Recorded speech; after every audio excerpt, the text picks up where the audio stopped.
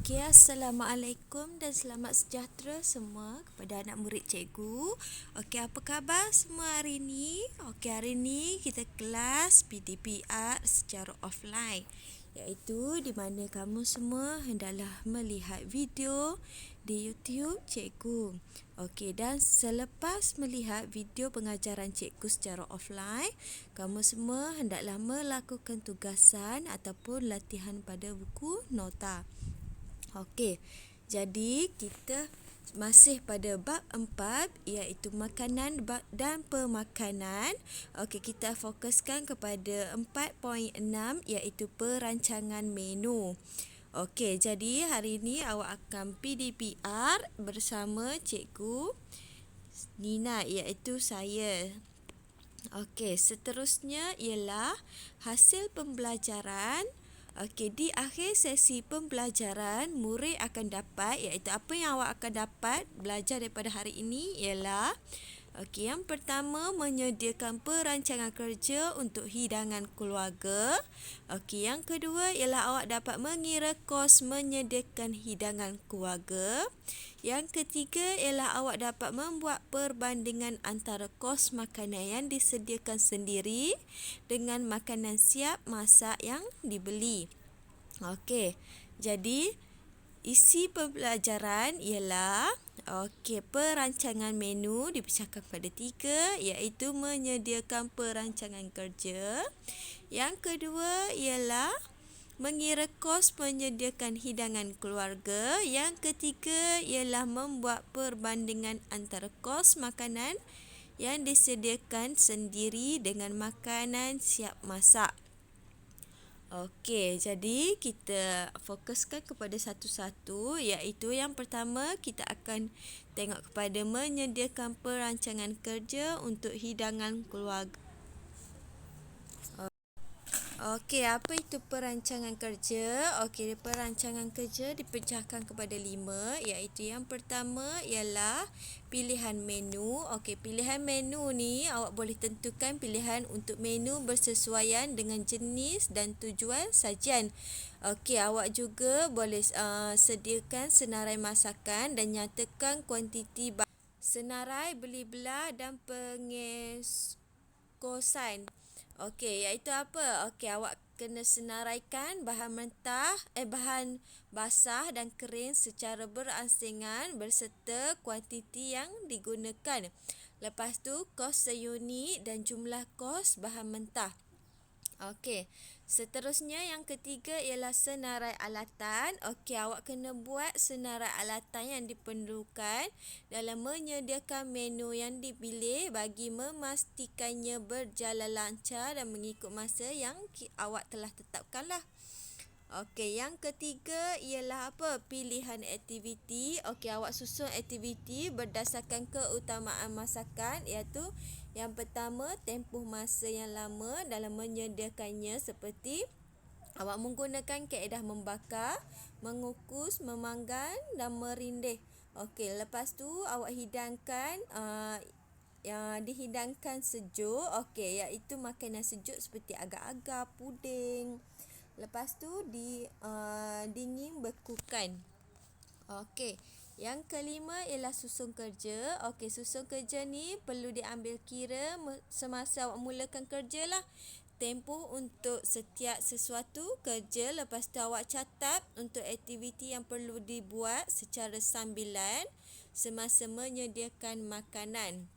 Okey, yang kedua ialah kita akan mengira kos menyediakan hidangan keluarga. Okey, pengiraan kos sajian. Okey, ianya ada formula. Okey, apa formulanya? Okey, yang pertama ialah kos bahan mentah. Okey, kos bahan mentah ni dia dikategorikan dalam kos bahan basah dan bahan kering digunakan. Okey, yang kedua ialah kos upah. Okey, formula dia ialah kos upah darab dengan bilangan jam, darab dengan bilangan pekerja. Okey, yang ketiga ialah kos sampingan, iaitu lain-lain kos lah yang dikenakan sementara menyiapkan sajian. Okey, seperti kos sampingan ni selalunya elektrik, gas dan air. Okey, seterusnya ialah formula Last sekali untuk jumlah semuanya ialah kos sajian, iaitu kos bahan mentah tambah dengan kos upah tambah dengan kos sampingan. Okey, jom kita mengira. Okey, ni cikgu ada bagi satu jadual.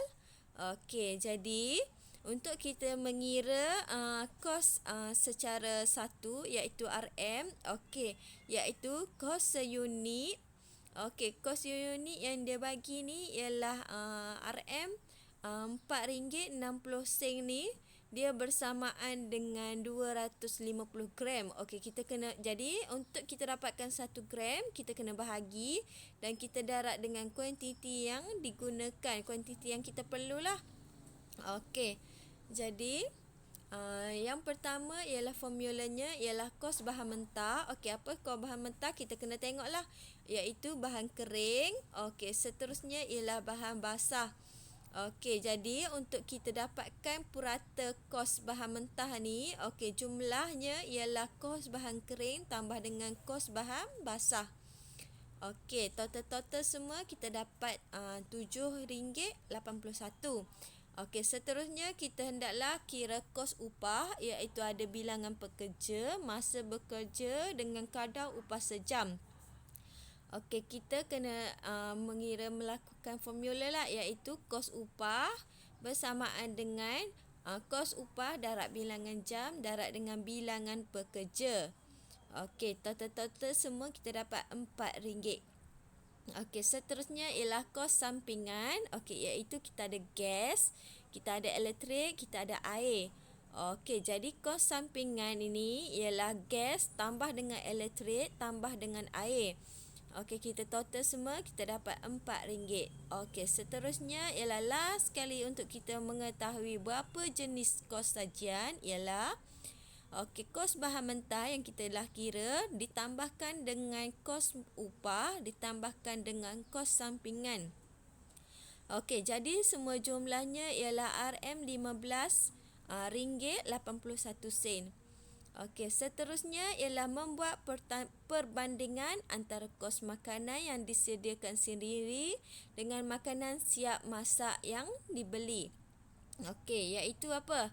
Kita bandingkan kos. Okey, yang ini ada kos makanan yang kita sediakan sendiri, ada kos bahan mentah, ada kos upah, ada kos sampingan bersamaan dengan RM30.42. Okey, manakala kos sajian kita siap masak, kita belilah lauk. Sebagai contoh, kita beli lauk, ni ada bubur nasi ayam, sayur kangkung goreng, air kopi, betik, jumlahnya ialah RM44. Okey, kos kita beli lebih mahal berbanding kos sajian yang kita sediakan sendiri. Okey, jadi berdasarkan perbandingan kos ini, penyediaan makanan secara sendiri lebih menjimatkan di samping ianya juga dapat menjamin kebersihan dan lebih berkualiti. Okey, seterusnya ialah arahan latihan. Okey, di mana arahan ni pelajar hendaklah dilakukan pada buku tulis SRT. Okey, seterusnya ialah tugasan ni adalah secara individu. Okey, tarikh akhir hantar ialah 26/6/2021 bersamaan dengan pukul 11.59 malam lah, iaitu pada tarikh esok. Okey, apa latihannya? Ialah latihan yang pertama ialah soalannya. Soalan pertama ialah pelajar hendak nyatakan formula yang melibatkan kos sajian. Cikgu dah senaraikan ada berapa formula, nanti awak senaraikan je ada berapa formula. Okey, seterusnya ialah soalan yang kedua, jelaskan perancangan kerja untuk hidangan keluarga. Okey, awak jelaskanlah, semua ada 5 sebagai contoh. Yang pertama awak tulis, yang pertama ialah pilihan menu. Lepas tu awak jelaskanlah pilihan menu ni apa, iaitu tentukan pilihan untuk menu bersesuaian dengan jenis dan tujuan sajian. Okey, seterusnya sampai nombor 5. Okey, soalan yang ketiga ialah mengapakah kita perlu membuat perbandingan antara kos makanan yang disediakan sendiri dengan makanan siap masak yang dibeli. Okey, kenapa kita kena buat banding makanan yang kita beli sendiri dengan kos makanan yang siap yang. Okey, seterusnya ialah soalan yang keempat, tunjukkan jalan pengiraan. Okey, ini adalah tabelnya. Okey, kalau tak jelas tak apa, nanti cikgu akan hantar dalam grup Telegram. Okey, ni awak kena tunjuklah jalan pengiraan. Yang pertama, awak kena kira kos, jumlah kos tu untuk awak dapatkan kos bahan mentah. Lepas tu awak kira kos upah, lepas tu awak kira kos overhead iaitu kos sampingan. Last sekali ialah awak kena kira kos pengeluaran iaitu kos sajian. Okey, seterusnya ialah soalan yang kelima, samanya tunjuk jalan pengiraan. Okey, sama je. Awak kena kira jumlah kos, kira kos upah, kos pengeluaran. Okey. Seterusnya ialah jangan lupa ya hantar tugasan cikgu. Okey, iaitu latihan. Okey, cikgu tunggu ya. Hantar pada grup Telegram. Okey, seterusnya, kalau tak faham sila bertanya cikgu. Boleh tanya cikgu. Okey, boleh PM personal cikgu untuk pertanyaan. Okey, seterusnya ialah sekian, terima kasih. Okey, ini sahaja pembelajaran kita pada hari ini. Okey, terima kasih. Okey, terima kasih dan assalamualaikum dan selamat sejahtera.